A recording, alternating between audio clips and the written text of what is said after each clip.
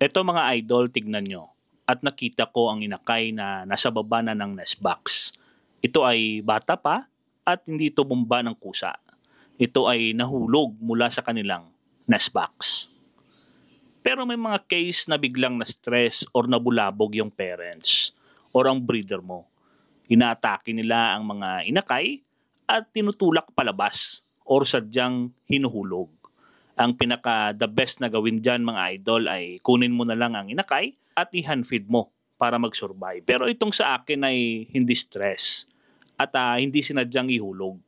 Malalaman mo kung nabulabog ang ibon kung ang inakay ay may mga signs ng pag-atake or sugat mga idol. Minsan kasi ay sumisilip-silip yan sa butas at na timing na bumaba yung parents at ito ay natulak palabas ng nest box. Kaya nahulog. Kunin mo lang yung inakay at ibalik mo lang sa nest box mga idol. Katukin mo muna ang breeder sa loob ng nest box para lumabas at balik mo lang ulit ang inakay. Ayan mga idol. Ito ay Lutino Opaline at meron pa yung kapatid na Yellow Bulls Opa at Albino Opaline.